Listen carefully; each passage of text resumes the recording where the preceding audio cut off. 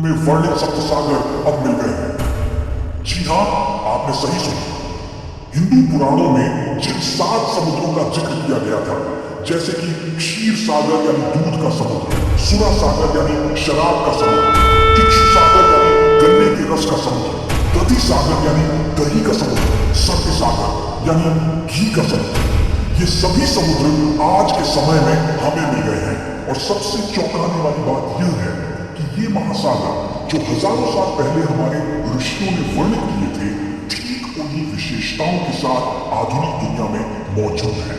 लेकिन जितना महत्वपूर्ण इन सागरों की विशेषताएं हैं, जैसे दही का सागर, दूध का सागर, शराब का सागर, इससे भी कई अधिक महत्वपूर्ण है आज के समय में उनका गूगल मैप में लोकेशन। और हकीकत में वे समुद्र आज भी मौजूद है, ये जानकर आप सचमुच चौंकने वाले हैं। क्योंकि अगर पुराणों में लिखे सप्त सागर वास्तव में मौजूद है, तो हमें यह भी पता होना चाहिए कि वे आधुनिक मानचित्र पर कहां पर स्थित है। और यही वह जानकारी है जिसे इतिहासकारों ने आपसे छिपा कर रखा। यहां तक कि जब पुराण और महाभारत जैसे हिंदू ग्रंथों में इनका स्पष्ट डिस्क्रिप्शन दिया गया, तब भी इतिहासकारों ने इसे महज एक मिथक कहकर नकार दिया। क्योंकि अगर यह मान लिया जाता कि हजारों साल पहले ही भारतीय ऋषियों को महासागरों की जानकारी थी, तो इससे क्या साबित होता? इससे यह साबित होता कि भारतीय हिंदू ऋषियों का ज्ञान दुनिया के बाकी लोगों से कहीं आगे था और भारतीय हिंदू संस्कृति दुनिया को डोमिनेट कर रही थी। और यही वह चीज है जिसे पश्चिमी इतिहासकार और भारत के भीतर मौजूद कुछ एजेंडा पुशिंग समूह स्वीकार नहीं करना चाहते थे। उन्होंने इसे एक मिथक कहा, इसे कहानी बताया और कभी भी इसे गंभीरता से नहीं लिया। लेकिन अब जब आधुनिक विज्ञान से इन सप्त सागरों के अस्तित्व की पुष्टि हो रही है, तब भी यह इतिहासकार चुप है। तो अब सवाल आपसे, क्या यह केवल एक संयोग था? क्या यह सब सिर्फ एक कल्पना थी? या फिर यह इतिहास का सबसे बड़ा छिपाया गया सत्य है? लेकिन सवाल यह भी है, हमारे ऋषियों ने यह जानकारी कैसे प्राप्त की? क्या हमारे पूर्वजों के पास कोई ऐसी दृष्टि थी जो आधुनिक विज्ञान से भी आगे थी? क्योंकि सोचिए, हजारों साल पहले जब न कोई उपग्रह थे, न कोई वैज्ञानिक यंत्र, तब हमारे ऋषियों ने सिर्फ अपनी प्राकृतिक अवलोकन शक्ति से महासागरों के अलग अलग प्रकारों की पहचान कर ली। इस वीडियो में हम सप्त सागरों की सही लोकेशन, उनके वैज्ञानिक प्रमाण और उन झूठों का पर्दाफाश करेंगे जिन्हें इतिहासकारों ने हमसे छिपा कर रखा। तो वीडियो को अंत तक जरूर देखें, क्योंकि जो हम आपको बताने जा रहे हैं वह आपकी सोच को पूरी तरह बदल सकता है। तो दोस्तों, सबसे पहला सवाल यही आता है दिमाग में कि भला कोई समुद्र दूध, शराब, दही या घी से कैसे भरा हो सकता है? क्या ये सब सिर्फ कल्पनाएं हैं? क्या हमारे ऋषि इतने भोले थे कि उन्हें ये भी नहीं पता था कि समुद्र का पानी नमकीन होता है? लेकिन दोस्तों, शायद गलती हमारी सोच में है, क्योंकि उन ऋषियों की बुद्धि और ज्ञान तो उच्च कोटि का था ही, परंतु दोष आज की हमारी मॉडर्न समझ की सीमितता और बुद्धि के दिवालियापन में है। हमारे ऋषि महासागरों को उसकी फिजिकल अपीयरेंस, टेक्सचर और गुणों के आधार पर नाम देते थे। जैसे कि क्षीर सागर, यानी जिसका पानी दूध की तरह सफेद और उज्जवल हो, दधि सागर यानी जो जमा हुआ, गाढ़ा और ठोस हो, सर्पी सागर यानी घी की तरह चिकना और मलाईदार हो, लवण सागर यानी नमक से भरपूर जैसा कि आज का खारा पानी। अब सवाल आता है कि अगर क्षीर सागर सच में था, तो आज के मैप पर वो कहां है? महाभारत के भीष्म पर्व में बताया गया है कि क्षीरोदम परितः शाका शाकद्वीप प्रकीर्तिता, यानी जो क्षीर सागर यानी दूध के समुद्र से घिरा हुआ है और जहां शाक यानी वनस्पतियां प्रचुर मात्रा में पाई जाती है, वही द्वीप शाकद्वीप के नाम से प्रसिद्ध है। तो दोस्तों, शाकद्वीप यानी आज का अफ्रीका महाद्वीप, जिसकी एक तरफ है अटलांटिक ओशन और दूसरी तरफ है इंडियन ओशन और अरब सागर। इस द्वीप के बारे में हमने कुछ वीडियो बनाई है, उन्हें आप देख सकते हैं। अब आप कहेंगे, अरे भाई, इन सागरों का पानी तो खारा और नीला, दूधिया नहीं दिखाई देता, आप उल्लू बना रहे हो क्या? तो आइए अब मिलते हैं मॉडर्न साइंस से अटलांटिक और इंडियन ओशन में एक बहुत ही खास और रहस्यमयी फिनोमेनॉन देखा गया है जिसे कहते हैं मिल्की सीज फिनोमेनॉन या दूधिया समुद्र। तो ये मिल्की सीज फिनोमेनन क्या होता है? समुद्र का एक बड़ा हिस्सा कभी कभी 1 लाख वर्ग किलोमीटर तक रात के अंधेरे में मिल्की व्हाइट ग्लो करता है, इतना ज्यादा ग्लो कि सैटेलाइट से भी दिखाई देता है। ये चमक होती है बायोल्यूमिनेसेंट बैक्टीरिया की वजह से और ये ग्लो 40 दिन तक लगातार बनी रह सकती है। जी हाँ, इस घटना को विज्ञान में कहा जाता है मिल्की सी फिनोमेनन और ये कोई नई बात नहीं है।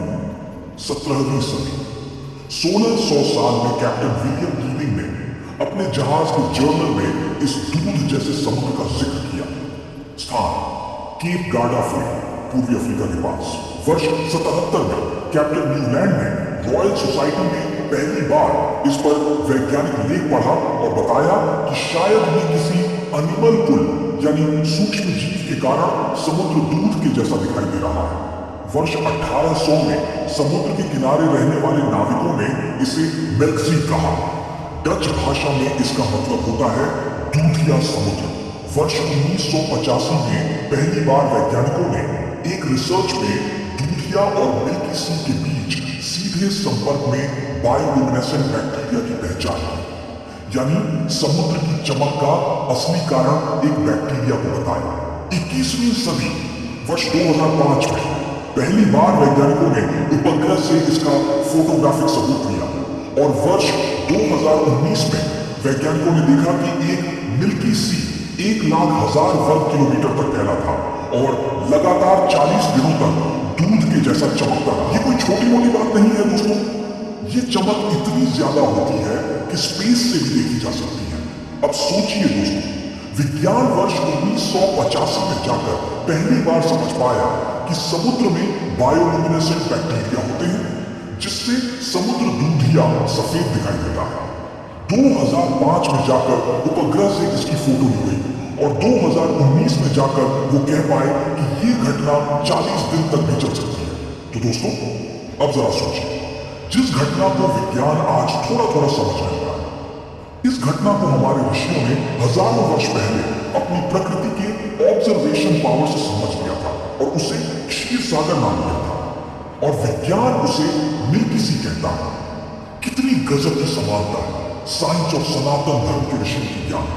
अभी तो उनको जरा आगे और भी चौंकाने वाली जानकारी मिलने वाली है। चलिए दोस्तों, अब बात करते हैं उस महासागर की जो आज भी हमारे चारों तरफ है, जिसे आप और हम रोज अपनी आंखों से देखते हैं, जिसका पानी नमकीन होता है, यानी लवण सागर। हमारे शास्त्रों में इसका जिक्र बहुत साफ शब्दों में किया गया है। लवणम सागरम प्राप्य जम्बूद्वीप समन्ततः। जम्बूद्वीप चारों ओर लवण सागर यानी खारे पानी के समुद्र से घिरा हुआ है। जम्बूद्वीप आखिर कहाँ है, इसके बारे में भी हमने एक वीडियो बनाया है, आप उसे देख सकते हैं। आज के वैज्ञानिक नक्शे में अगर देखें तो जम्बूद्वीप का मतलब है पूरा एशिया महाद्वीप, जिसमें भारत, चीन, रूस, इंडोनेशिया, तिब्बत, जापान, रशिया जैसे देश आ जाते हैं। और ये पूरा महाद्वीप 3 तरफ से घिरा है। अरब सागर, बंगाल की खाड़ी, दक्षिण चीन सागर और हिंद महासागर जैसे महासागरों से। और इनका पानी कैसा है? खारा यानी नमकीन। अब सोचिए, आज की साइंस जिस महासागर को सालीन वाटर बॉडी कहते हैं, उसे हमारे ऋषियों ने हजारों साल पहले बस एक शब्द में कह दिया, लवण सागर। तो क्या यह सिर्फ संयोग है या फिर हमारे शास्त्रों में वो समझ चुके? अब आगे सवाल ये है कि क्या दुनिया में कोई ऐसा समुद्र भी है जो दही से बना हो? अब जाहिर सी बात है, सीधा सीधा दही तो कहीं नहीं मिलेगा, लेकिन जरा अपनी सोच को थोड़ा शार्प कीजिए, क्योंकि ये एक पजल है और जवाब छुपा है इसके पीछे की परतों में। देखिए, दही तभी बनता है जब दूध जमता है, और जब कोई समुद्र जम जाता है तो वो किस रूप में होता है? बर्फ के रूप में। और ऐसा ही एक महासागर है, आर्कटिक महासागर, जो यूरोप के उत्तर में फैला है और साल भर बर्फ की मोटी चादर में जमी हुई एक ठोस शांत सी सागर की शक्ल लेता है। अब सुनिए, विष्णु पुराण में लिखा है कि दधिसागर संयुक्त क्रौंचद्वीप प्रकीर्तितः, यानी जो दधिसागर यानी दही जैसे जमे हुए समुद्र से जुड़ा हुआ है वो क्रॉन्च द्वीप कहलाता है। अब सवाल उठता है कि क्रॉन्च द्वीप कौन सा है? अगर आप आज गूगल पर सर्च करेंगे कि दुनिया में सबसे ज्यादा सारस पक्षी कहां पाए जाते हैं तो जवाब मिलेगा यूरोप और रूस का उत्तरी इलाका। और क्रॉन्च का मतलब ही होता है सारस पक्षी, यानी हमारे ऋषियों ने हजारों साल पहले ही उस इलाके का नाम क्रॉन्च द्वीप रखा और उस जमे हुए महासागर को कहा दधिसागर। अब सोचिए, आज साइंस जिस आर्कटिक ओशन को फ्रोजन ओशन या पेरमाफ्रोस्ट जोन कहता है, उसे हमारे ऋषियों ने इस समुद्र के लिए परफेक्ट शब्द दिया दधिसागर, यानी जमा हुआ सागर। तो इस समानता को एक कल्पना कहना यह बताता है कि इतिहासकार सनातन धर्म से कितने घबराए हुए हैं। तो दोस्तों, अब बात करते हैं उस समुद्र की जिसे हमारे ऋषियों ने स्वादु जल सागर कहा है, यानी कि मीठे पानी का समुद्र। अब आप कहेंगे भाई ये कैसे मुमकिन है? समंदर का पानी तो हमेशा नमकीन ही होता है। लेकिन यही तो कमाल है हमारे शास्त्रों का और हमारे ऋषियों की दूरदृष्टि का। भागवत पुराण में साफ लिखा है कि स्वादुकेन संयुक्त पुष्कर द्वीप उच्यते, यानी जो मीठे जल से जुड़ा हुआ है वही पुष्कर द्वीप कहलाता है। अब जरा ध्यान दीजिए, ये पुष्कर द्वीप कोई और नहीं बल्कि आज का उत्तर अमेरिका महाद्वीप है और इससे जुड़ा हुआ है दुनिया का सबसे बड़ा मीठे पानी का विस्तार ग्रेट लेक्स, यानी कि महान झीलों की श्रृंखला। इनमें से लेक सुपीरियर अकेली ही इतनी विशाल है कि इसे देखने पर कोई भी इसे समुद्र समझ बैठेगा। इसकी चौड़ाई करीब 560 किलोमीटर और लंबाई 616 किलोमीटर है। इतनी बड़ी कि खुद वैज्ञानिक भी इसे इनलैंड फ्रेशवाटर सी, यानी आंतरिक मीठे जल का समुद्र कहते हैं। और हजारों वर्ष पहले हमारे ऋषियों ने इसे स्वादु यानी मीठा जल सागर कह दिया था। और यह उत्तर अमेरिका पुष्कर द्वीप इसलिए है कि संस्कृत में पुष्कर का अर्थ होता है सरोवर, तालाब या झील। और इस पुष्कर द्वीप यानी उत्तर अमेरिका में Great Lakes, Lake Superior, Lake Michigan, Erie, Ontario, Huron जैसी अनेक मीठे पानी की जिलें आई हुई है। और यही नहीं, ग्रेट लेक सिस्टम पूरी तरह से फ्रेश वाटर इकोसिस्टम है जिसमें 20% से ज्यादा पृथ्वी पर ताजे पानी का भंडार मौजूद है। बस फर्क इतना है, उन्होंने जो महसूस किया, देखा और समझा, हम उसे अब सैटेलाइट से नाप रहे हैं। मीठे पानी के बाद अब बारी है उस समुद्र की जिसका नाम है सर्पी सागर, यानी घी का समुद्र। अब आप सोचेंगे कि घी से भरा सागर ये कोई मजाक है क्या? लेकिन अगर आप गौर से सोचेंगे तो बात बिल्कुल साफ हो जाती है। शुद्ध देसी घी जब शांत पड़ा रहता है तो उसकी ऊपरी सतह पर एक चमकदार परत जम जाती है, एक चिकनी सी मलाई। और बिल्कुल ऐसा ही दृश्य हमें देखने को मिलता है अंटार्कटिका के आसपास के समुद्रों में। यहाँ का समुद्र इतना ठंडा है कि उसकी ऊपरी सतह घी जैसी पपड़ी बनाकर जम जाती है, चिकनी, सफेद और स्थिर। और यही वजह है कि हमारे ऋषियों ने इसे सर्पी सागर कहा। भागवत पुराण में लिखा है कि सर्पिर्मयम सर्वोत्तम कुशद्वीपम समंतम, यानी जो सागर घी जैसे जल से भरा हुआ है वह कुशद्वीप के चारों ओर फैला हुआ है। अब सवाल यह है, कुशद्वीप कौन सा है? तो जवाब है अंटार्कटिका, क्योंकि कुश का अर्थ होता है ऐसा शुष्क और बंजर इलाका जहां कोई भी वनस्पति न पनपे। और अंटार्कटिका इसी का जीता जागता उदाहरण है। पूरे साल बर्फ से ढका, जीवन के लिए लगभग असंभव और पौधों के नाम पर शून्य। आज की वैज्ञानिक भाषा में इसे कोल्ड डेजर्ट यानी शीत मरुस्थल कहा जाता है। और यही बात हमारे ऋषियों ने हजारों साल पहले कुशद्वीप कहकर बता दी थी। अब बात करते हैं इक्षुरस सागर की, यानी गन्ने के रस के जैसे जल वाला समुद्र। अब नाम सुनकर आपको लगेगा कि ये तो मीठे पानी की बात हो रही है, जैसे कोई रस से भरा हुआ सागर हो। लेकिन असल बात उसके स्वाद की नहीं बल्कि उसके रंग की है। इक्षुरस सागर का मतलब है ऐसा समुद्र जिसका रंग गन्ने के रस जैसा हो, यानी हल्का हरा और थोड़ा मटमैल। विष्णु पुराण में लिखा गया है कि इक्षुरसोदका सागर लक्षद्वीपम समावरणो, यानी जो समुद्र गन्ने के रस जैसे जल से भरा है वह लक्षद्वीप को चारों तरफ से घेरे हुए है। अब सवाल है लक्षद्वीप कौन सा है? तो इसका जवाब है ऑस्ट्रेलिया महाद्वीप। क्यों? क्योंकि प्लक्ष संस्कृत में भूलर के वृक्ष को कहते हैं और इस तरह के पेड़ ऑस्ट्रेलिया महाद्वीप में भरपूर पाए जाते हैं। अब ऑस्ट्रेलिया के आसपास के समुद्रों की अगर बात करें तो वैज्ञानिकों के अनुसार कई बार यहाँ का समुद्र हल्के हरे रंग का दिखाई देता है, बिल्कुल गन्ने के रस जैसा। 2019 में ऑस्ट्रेलिया के क्वींसलैंड में भारी बारिश हुई। बाढ़ का पानी जब समुद्र में मिला तो उसमें भरपूर पोषक तत्व थे। इन पोषक तत्वों की वजह से समुद्र में शैवाल यानी फाइटोप्लैंक्टन की संख्या बढ़ गई, जिससे समुद्र का रंग हरा हो गया। और ये सब सैटेलाइट इमेजेस में भी साफ देखा गया। और यही नहीं, ऑस्ट्रेलिया के आसपास का समुद्री इलाका अक्सर सेडिमेंट इन्फ्लक्स, बायोलॉजिकल एक्टिविटी और रिवर डिस्चार्ज की वजह से पानी हरे रंग में बदल जाता है। यानी जो बात आज वैज्ञानिक सैटेलाइट डेटा से समझ पा रहे हैं, वही बात हमारे ऋषियों ने हजारों साल पहले अपने ग्रंथों में लिख दी थी कि ये समुद्र गन्ने के रस जैसा दिखता है और इसलिए इसे इक्षुरस सागर कहा गया। अब अगला समुद्र जिसकी बात हमारे ऋषियों ने की है वो है सुरा सागर। नाम सुनते ही कुछ लोग सोच सकते हैं, भाई अगर सच में ऐसा शराब वाला समुद्र मिल जाए तो फिर बोतल क्यों खरीदे? लेकिन ठहर, यहां बात नशे की नहीं बल्कि उसके रंग और प्रभाव की।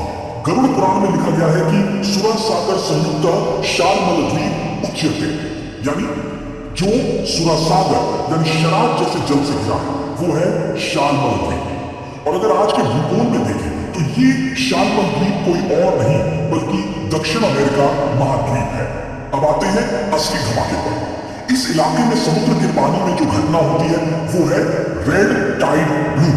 और नाम पर बच्चा, ये कोई फूलों की बारिश नहीं, ये एक गंभीर जैविक घटना है जहां समुद्र में कुछ विशेष प्रकार के शैवाल एल्गी इतने अधिक फैल जाते हैं कि, और ध्यान से देखिए, वो लाल रंग, वो गाढ़ापन और वो तरलता। कई बार इस समुद्र का पानी दिखता है ठीक वैसा ही जैसे रेड वाइन या शराब।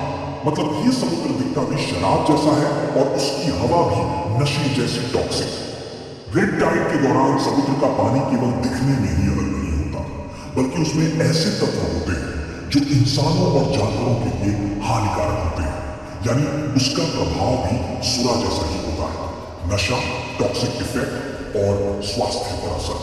तो हमारे ऋषियों ने जिसे सुरा सागर कहा वो कोई कल्पना नहीं थी बल्कि वो एक समुद्री यथार्थ है जिसे आज की साइंस ने नाम दिया है रेड टाइड। और अब बात करें शालमल द्वीप की।